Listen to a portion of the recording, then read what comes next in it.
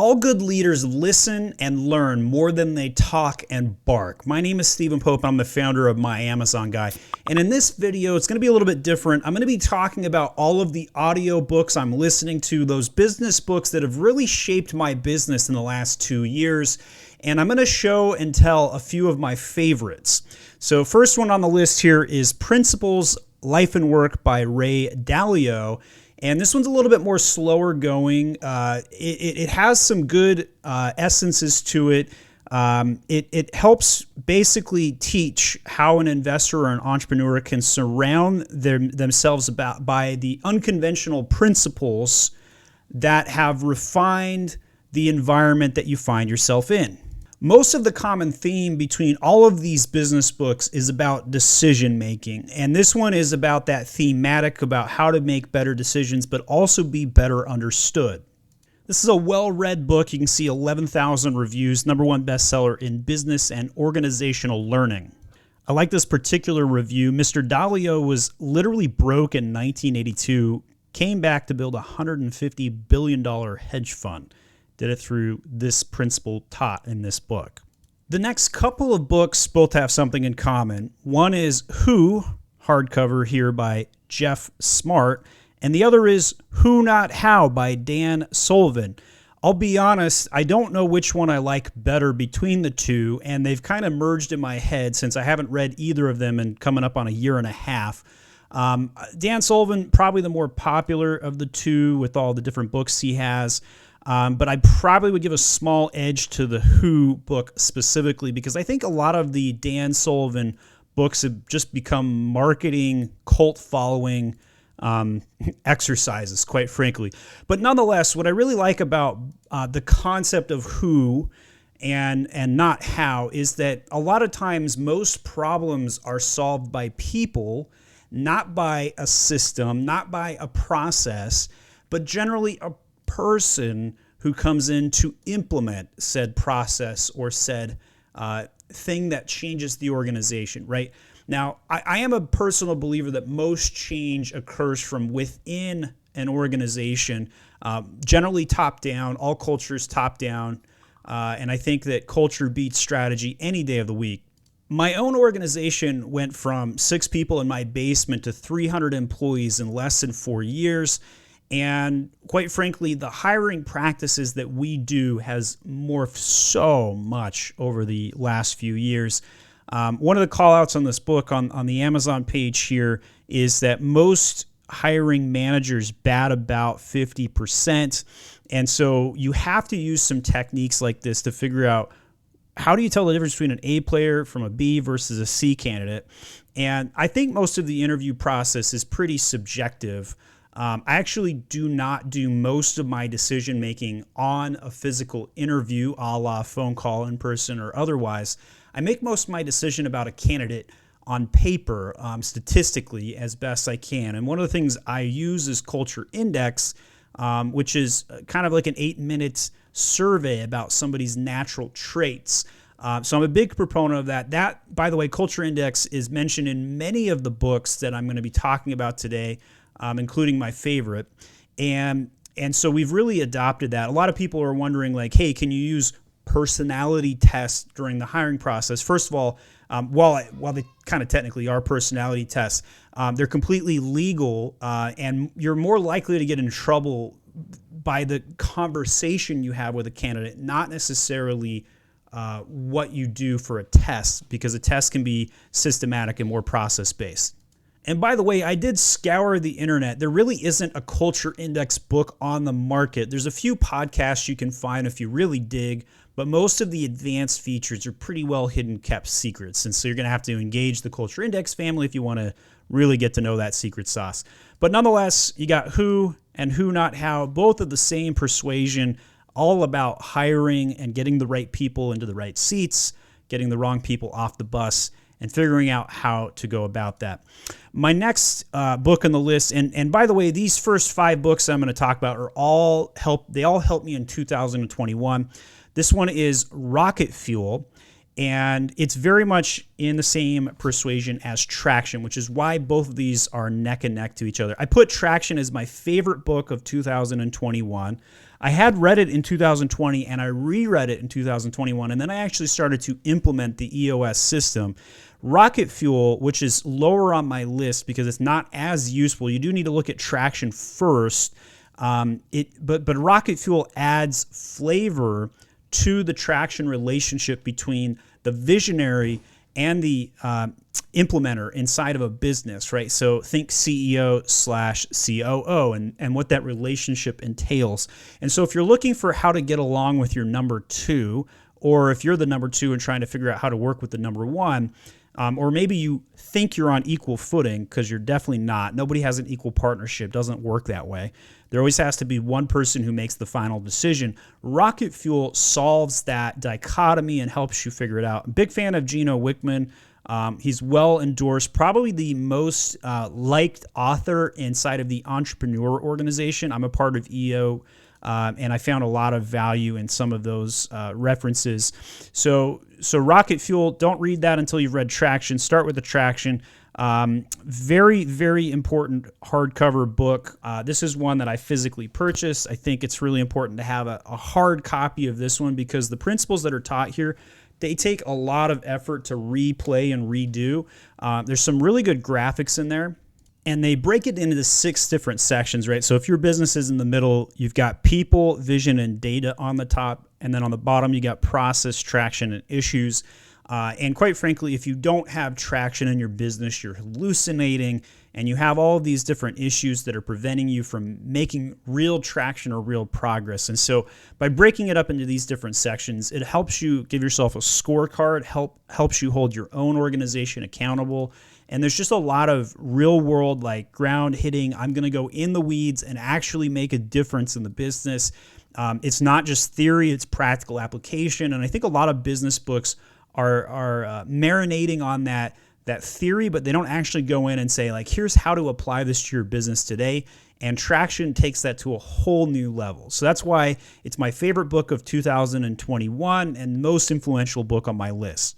The next book on my list, I'm now in 2022. This was 5th on my choice of best business books I read in 2022 so far, and that is Scaling Up by Verne Harnish. And in here, it talks about how to teach people by using tools. On the hardcover here, you can see people, strategy, execution, and cash. And all of those things are what's required to scale a business. 3 of the 4 similarities between traction and scaling up, that people, strategy, and execution component, but Verne Harnish spends a little bit more time talking about one layer deeper on like the cash component of a business. And so it kind of takes a lot of synergies with traction, and that's kind of what I found in a lot of business books. There's a lot of synergy. They all read each other's stuff, and then they end up quoting each other, and it becomes a little bit of a quote fest of sorts.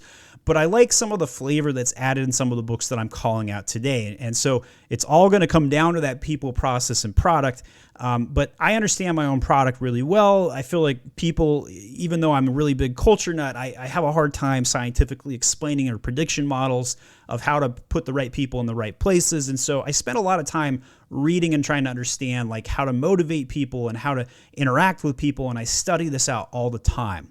Next on my list is The Infinite Game. This book is pretty easy to summarize. Essentially, if the game of chess, right, and I've got a chessboard behind me here on the left, if chess was a finite game, then business is an infinite game. And what I really like about this book wasn't necessarily the material so much as the framework change for me, right? So like, I had put out a mission statement that I want to be the best in the world at Amazon selling education, right? I'm an education company that happens to be an agency, right? At my Amazon guy, I launched Mag School and all of this stuff, right? And I want to commoditize the education system, and I have a big background in education, and I've worked at up-and-coming higher education companies like Straighterline and Western Governors University, and it's all about competency, right?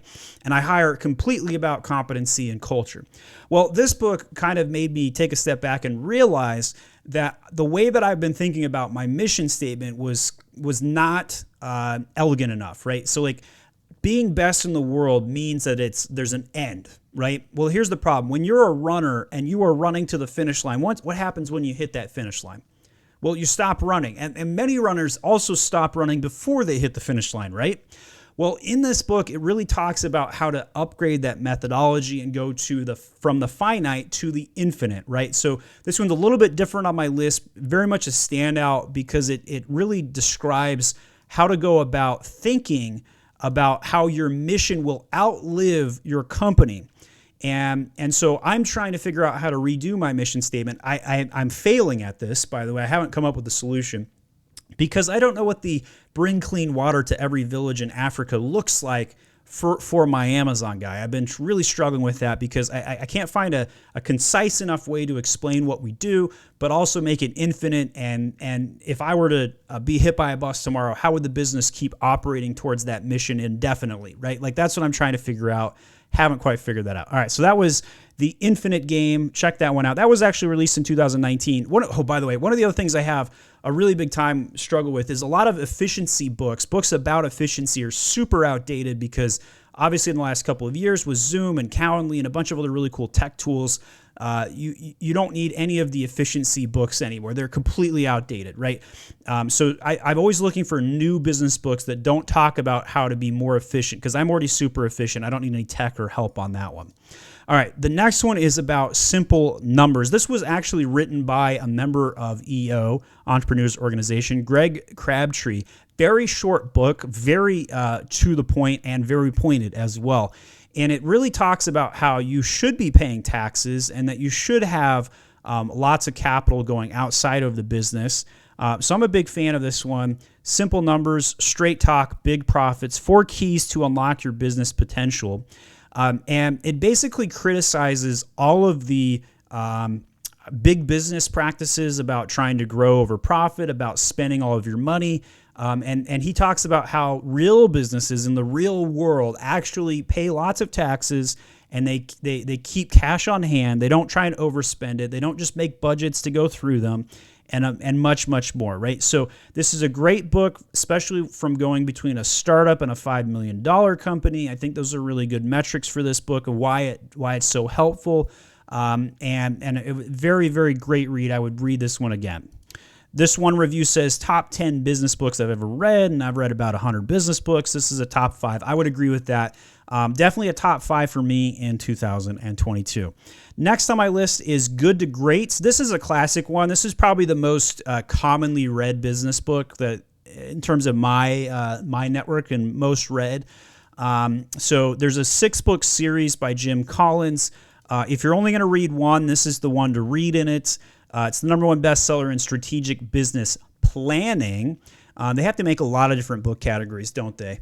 And so this one's a really tough one, whether I'd rather have this one on audiobook or on physical hard copy. Really tough to say on this one. The hedgehog concept is really my favorite takeaway from this particular book. And that is all really good businesses dumb it down to one simple concept. And so if you were going to take the infinite game and meld it into a hedgehog, Good to Great is that hedgehog, right? Like it talks about a sneaky fox trying to catch up to a hedgehog and, hey, I'm going to do all these sneaky things. I'm going to bolt out. I'm going to hide. I'm going to crawl. I'm going to creep. I'm going to do all these things. But then the second you get to the hedgehog, what happens? The hedgehog curls up into a ball and it literally does the same thing every single time. And the fox can't do anything about it because the quills are painful and he just goes on and then leaves, right? And so the basics always outlive any particular market swelling, any particular tool or technology advancement. And Jim Collins does a very deep study on what's the difference between a good company and what's the difference between a great company. And I think it's probably the best book series with a methodology of actual quantification and study with data sets.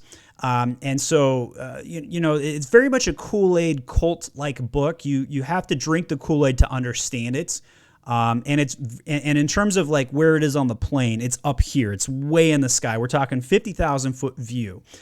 So if you're a big picture thinker, you're going to really like that angle of it, right? And so like the difference between simple numbers was like, oh my gosh, way down in the weeds at like ground level. And then Good to Great is all the way up in the clouds, right? That's how I would describe the differences between the two.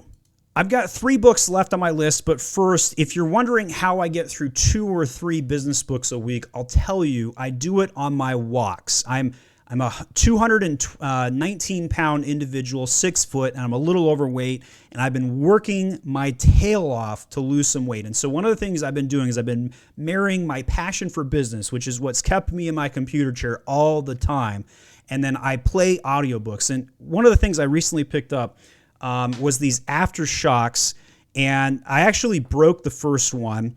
And so you can see here, let's see, is it this one or this? Yeah, it's on the left side. I actually broke this right here, and so like the bone conducting technology is pretty cool, but I've been pretty upset that like I can't, like when I put it on my head here, I can't keep the earphone on anymore with like elegance, right? So it's like it's not placed correctly. So I did break that. So I actually just picked up a new pair of shocks, and these were more expensive. These were cost $160. These cost $120 at the time of purchase. And I'm trying these out, and I'm really a big fan of this. So essentially, if you want to get through a lot of business books, you need to marry it with your exercising is what it's kind of been boiled down for me. So if you guys want to check those out, I'm going to have links to those in the chat here. You can see the aftershocks right there, and you can see the shocks open run right there. So check those out. I do have some affiliate links. If you click on those, that'll buy me a Mexican Coke, which will actually make it harder for me to lose weight. So, do what you can. Next on my list is Extreme Ownership, and this is one of those books that I keep on the shelf next to me. So I've got Traction that literally is less than an arm's reach behind me, and then Extreme Ownership, which I keep on the desk and I leave up there. And the reason for that is because I find myself quoting from it all the frickin' time and trying to instill leadership into an organization is a very difficult task. There is no leadership training in college. Most business application or leadership training consists of 3 or 4 hours a year in most organizations. It's insufficient, right? And so I really like what Jocko does in some of his first book. Now, I have read some of his other books. It's very repetitive. I didn't get anything out of the additional series. But if you're going to read one of Jocko's books, it's definitely Extreme Ownership. And it's a very pointed book. I don't like the military storylines. I actually skipped portions of those and went straight into the business application. I'm not a narrator. I don't like storytelling. I just like, here's how I can use something today immediately. So this book is very different on the list because it does both of those, right? So you have the benefit of having the narrative and the story. So if you like that, great. But then it also has the business application. This book, 24,000 reviews on it. #1 bestseller in Iraq war biographies, which is a weird place to put a business book, I guess. But maybe they put it there so they could be at the top. Who knows? A lot of different business book categories, if you will. But, I think it deserves a lot of accolades. There's a lot to be told about why there's no such thing as a bad team. There's only such a thing as a bad leader. And it requires the leader to admit that they're the problem in every single instance. If the team is not performing, it's always the leader's problem. It's always the leader's fault. And so the storyline talks about them going into situations where something just didn't go right. And at the end of the day, the team did everything they were supposed to do, but the person themselves did not. The leader did not. The best chapter in this particular book in Extreme Ownership is chapter 2, where it literally says, no bad teams, only bad leaders. And it tells the story of how when they were doing some training, there were 2 squads. There was the best squad and there was the worst squad. And they decided to switch the leaders between both squads. They didn't change anything else. Very hard training. And then all of a sudden, all they did was switch the leader. The leader of the bad squad was blaming his team and saying all these reasons. And so when they announced they were going to switch it, the bad leader's like, oh, yes, fantastic. Well, it turns out when you switch a bad leader for a good leader, what happens? Well, the team started performing better, and they actually went neck and neck with the quote-unquote better team. And so just switching the leader and barking orders and doing it, not barking orders, but doing it correctly by being the leader at the front of the pack and showing and sweating and crying and doing all those things with the team has a very bigger difference in the methodologies. Okay, so those were my favorite books of 2022, but this next book has a special place for me, and I'm actually just started reading this one, and it's actually what prompted me to make my video today, And I just think it's an incredible book, and it's called The Road Less Stupid. And this is filled with bumper sticker saying explanations of business situations. This dude, Keith, obviously has read almost every of the business books on the list I've already gone through. He's practically applied them. He talks about real-world business situations. He basically criticizes or critiques all of the business acumen that just simply doesn't make sense. The name of the chapters are ironic. It's more about protectionism in this particular book. And it says, smart people do dumb things. Here's the proof. How much money would you have right now if I gave you the ability to unwind any 3 financial decisions you've ever made? And then he talks about suffering a humiliatingly large dumb tax.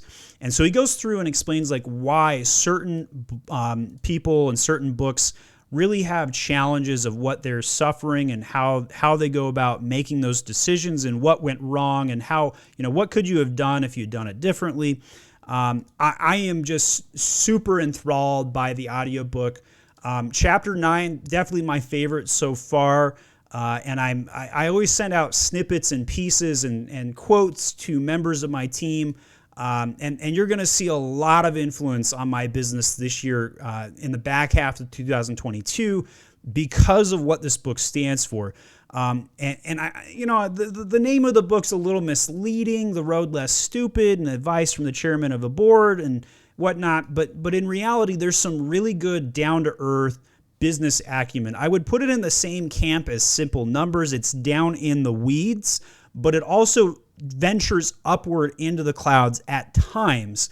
So diving back up and down is something that I really appreciate myself. I'm a little bit of an architect where I like to understand how everything works top to bottom. I want to be in the clouds as a visionary, but I also go surface down into the weeds, not to micromanage, but to system build, to understand how the entire system is built, to build a process around it. And I can tell that Keith, when he wrote The Road Less Stupid, that's exactly what he was trying to do. He's trying to understand the entire system and explain it and what to do about it. All right, so I'm going to put a list of all of these books. I have all these top business books. All of this is going to be in the notes, so you can check a look at it. All of the books are going to have Amazon affiliate links. If you want to click those and help me out, send me a Mexican Coke, that'd be great. Maybe pick up a pair of those aftershocks if you really want to listen to this and lose weight at the same time, which has kind of been one of my biggest goals.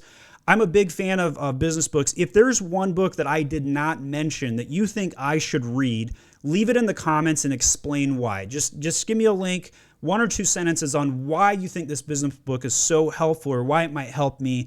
I do go through 2 or 3 business books every single week without fail. That is on top of podcast listening. I'm always trying to learn and level up because I feel like if I don't do this, then I'm going to make a mistake.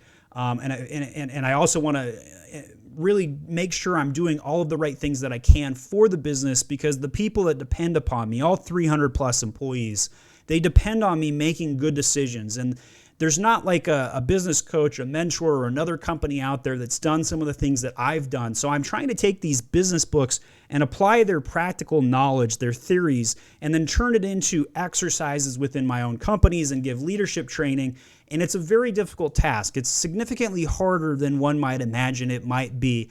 And so that's really why I did this. I just wanted to share some of the knowledge that I gained from these business books, and I hope you took something away. Let me know which of the books in the list is your favorite, as well as one you recommend I read next. We'll see you guys later.